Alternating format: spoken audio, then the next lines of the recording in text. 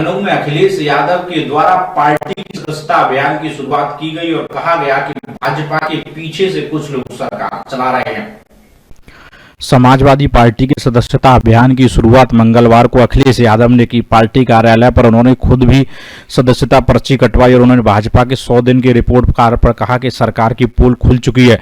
Deputy CM से बिना पूछे उनके ही डिपार्टमेंट से तबादले हो गए। उन्होंने छापेमार कार्रवाई की मगर कुछ नहीं हुआ। इससे साफ है कि सरकार में कुछ ताकतें हैं जो पीछे से सरकार चला रही हैं। उन्होंने कहा कांग्रेस जब दिल्ली में सत्ता में थी तो अपने विपक्षी दलों को पीछे ईडी और सीबीआई लगाती थी, उसी रास्ते पर भाजपा है। महाराष्ट्र में भाजपा स्वीकार कर लिया है कि वहां ईडी सरकार है। भाजपा इन संस्थाओं का दुरुपयोग कर रही है। अखिलेश ने पार्टी कार्यालय में सपा के सदस्यता अभियान की शुरुआत करते हुए कहा कि हम लोकतंत्र बचाने के लिए जनता से सहयोग लेंगे, जनता के बीच जाएंगे, जनता के जरिए हर वर्ग के बीच पहुंचेंगे। लोकतंत्र बचाने के लिए सपा आगे आ रही है, हम लोगों से सहयोग मांगेंगे। भाजपा से परेशान लोग हमारे साथ हैं, हम शहरों के साथ गांव तक पहुंचेंगे। सदस्यता अभियान के बाद कार्यकारिणी का गठन किया जाएगा। अखिलेश ने दरोगा भर्ती पर कहा कि जो जेल में थे वो भी भर्ती हो गए। क्या ये उपलब्धि नहीं है? सरकार ने जो भी उद्घाटन हो रहा है वो सपा शासनकाल का है। जिस मॉल का उद्घाटन होने जा रहा है वो सपा सरकार ने बनाया था। 100 दिन की उपलब्धियां बता रही योगी सरकार, पहले पुरानी सरकार की कमी बताए। इकबाल अहमद, लखनऊ, समाचार 24। उत्तराखंड हर जगह जहां समाजवादी पार्टी की यूनिट है, राजस्थान, वहां सदस्यता का अभियान चलेगा। जी कोई नंबर सर क्या दें, आपने ईडी को एक नया नाम दिया है, एग्जामिनेशन इन डेमोक्रेसी। इसकी क्या वजह है?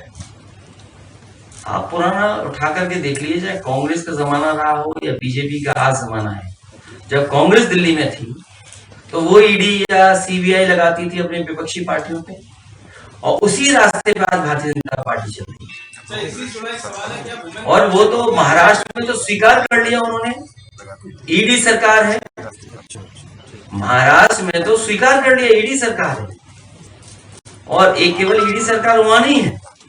आप मध्य प्रदेश याद कीजिए, मध्य प्रदेश में सरकार कैसे बनी, और जगह भी प्रदेशों में कैसे सरकार बनाई बीजेपी ने, अभी तय नहीं किया है। लेकिन शहर, गांव और घर पहुंचने की तैयारी होगी समाजवादी पार्टी।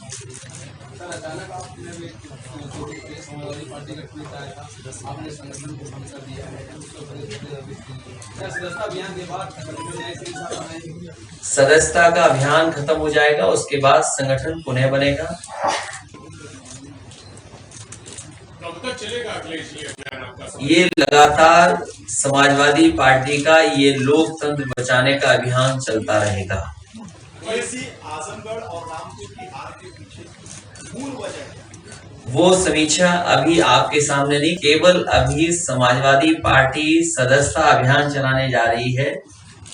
यही कार्यक्रम लगातार चलेगा। उपलब्धि पुराने साल की जो आज हम और आप बैठे हैं, इसके बाद जो पहला फीता कटेगा, सुना है लखनऊ में मॉल का उद्घाटन होने जा रहा है, लुलु मॉल का। जाइए और पूछिए सरकार के लोगों से कि लुलु मॉल किसकी उपलब्धि है। जो मुख्यमंत्री शपथ लेने के लिए समाजवादियों के स्टेडियम को ही जाना पसंद करते हो, उन पर कौन सी उपलब्धि है? 100 दिन की उपलब्धि बता रही है सरकार को। वहीं 5 साल 100 दिन की उपलब्धि बतानी चाहिए थी। और सबसे बड़ी उपलब्धि की पोल तो तब खुल गई जब उनके डिप्टी सीएम लखनऊ छोड़ करके गए, और जब वापिस आए तो उन्हें पता लगा कि उनसे बिना पूछे ही ट्रांसफर हो गए। 100 दिन की यही उपलब्धि है। और ये वो डिप्टी सीएम है जिन्होंने सबसे ज्यादा छापा मारे। अगर हम पीछे मुड़ करके देखें, जहां जहां गए, जहां जहां कमियां देखी गई, अगर किसी पे भी कार्रवाई डिप्टी सीएम कर गए हो तो बता दीजिए। इसका मतलब यह है कि सरकार को पीछे से कोई चला रहा है। तो 5 साल और 100 दिन की उपलब्धि यही है कि सरकार को पीछे से कोई चला रहा है। भ्रष्टाचार चरम सीमा पर है, अन्याय चरम सीमा पर है। जहां 100 दिन की उपलब्धि बता रहे हैं, वहीं उन्हें पुरानी सरकार में जो उपलब्धियां थी, जो घोषणा पत्र बनाया था, वो कितना पूरा हुआ?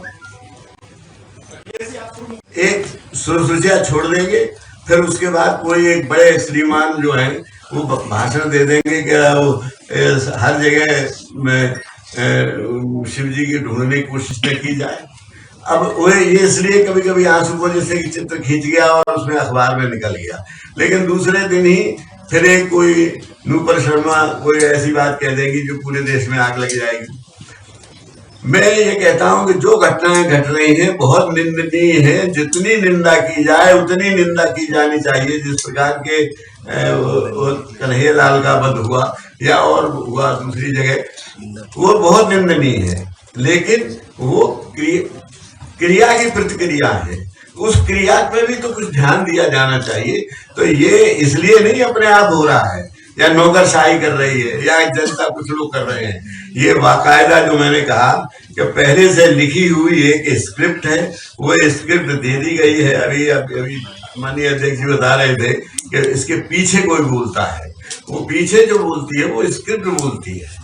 इसलिए अगर लोकतंत्र को के ऊपर जो हमला हो रहा है उसको अगर बचाना है तो समाजवाद को फिर से हमें मजबूत करना है, जिससे लोकतंत्र मजबूत हो। और उसी के तहत माननीय अध्यक्ष जी ने ये अभियान चलाया है, जिसमें हम सबको बिना भेदभाव के सबको सदस्य जितना आप पूछ रहे हैं कि कहाँ पे करेंगे, हम जहां हमारी पार्टी है वहां हम सदस्यता अभियान पूरे जोर से चलाएंगे और ये बात फैलाएंगे कि लोकतंत्र को यदि बचाना है तो आपको समाजवादी पार्टी की सदस्यता ग्रहण करना चाहिए। कार्यकर्ता लोग, ये एक मैं जो बोल रहा हूँ इसी बात पर बोल रहा हूँ कि आज इस सदस्यता अभियान की क्या जरूरत पड़ी। हमने जो सदस्यता अभियान चलाया है उसमें हमने कहा है कि हम लोकतंत्र को मजबूत करना चाहिए। आज मैंने अपनी फेसबुक पे डाला है, पूरा अगर पढ़ लीजिएगा, उसमें मैंने संक्षेप में लिखा, उतना पूरा नहीं बताऊंगा, कि एक ये स्क्रिप्ट पहले से लिखी हुई है, उसके अनुसार ये सरकार सब काम कर रही है। पहली स्क्रिप्ट में ये है कि समाजवाद को कैसे बदनाम किया जाए। हमारे माननीय योगी आदित्यनाथ जी ने, मुख्यमंत्री ने एक बयान दिया था सदन में कि समाजवाद की अब कोई जरूरत नहीं रही।